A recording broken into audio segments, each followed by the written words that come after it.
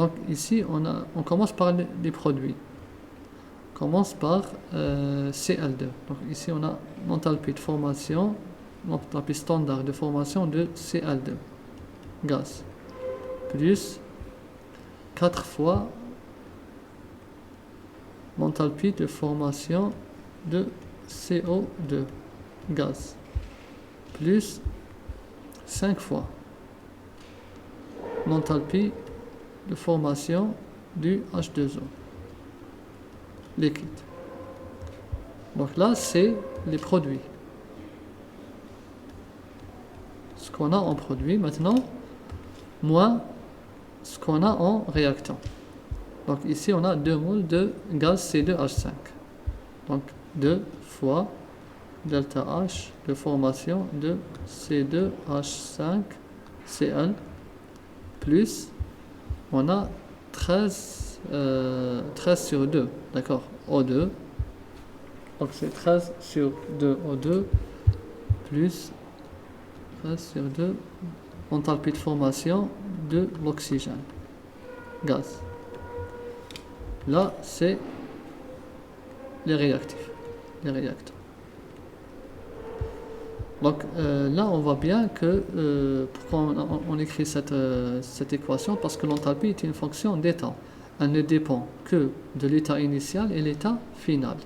Donc ici, vous avez l'état final et là, c'est l'état initial. C'est une fonction d'état. Et pourquoi on a mis les coefficients stoichiométriques? Car c'est une grandeur extensive. Elle dépend de la quantité de ces substituants. Vous pouvez, notre rappel, vous pouvez revoir ça sur les vidéos de thermochimie dans la playlist Introduction à la thermodynamique. On poursuit. Maintenant, on remplace. Donc, le Cl2, l'enthalpie de formation de Cl2 est égale à 0. Tout ce qui est les molécules gazeuses, tout ce qui contient un seul élément, les molécules qui sont composées d'un seul élément, leur enthalpie de formation est égale à 0.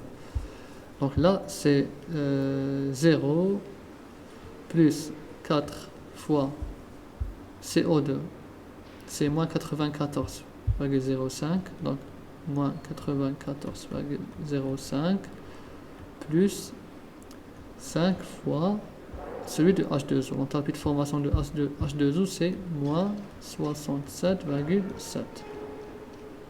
Comme ça. Bon, l'unité, c'est en kilocalories. Voilà, kilocalories par mol. Donc, kilocalories, mol moins 1, moins 2 fois l'enthalpie de formation du gaz C2H5Cl, c'est moins 69,76. C'est moins 69,76 plus 13 sur 2, toujours c'est 0. C'est 0, pourquoi? Parce que il est composé d'un seul élément, O2 gaz, d'état référence. O2 gaz. Donc forcément, l'enthalpie de formation est égale à 0. L'état initial et final, c'est le même. Donc là, on fait juste le calcul. Là, toujours, c'est kilo, faut oublier, calories, mol. Donc on aura la valeur de l'énergie de l'enthalpie est égale en kilocalories par mol. Et là, en faisant le calcul, j'ai trouvé 575,2 kilocalories mol moins 1. Voilà l'enthalpie de la réaction de combustion du gaz C2H5Cl. C'est le chlorure d'éthane. Cette valeur, on peut l'exprimer aussi en kilojoules. On peut en kilojoules ou bien en joules, c'est comme on veut. Une calorie est égale à 4,184 joules. Donc on peut faire la conversion et à la fin vous allez trouver une très grande valeur en joules. Vous pouvez la faire. J'y trouve Bon, on va la faire rapidement.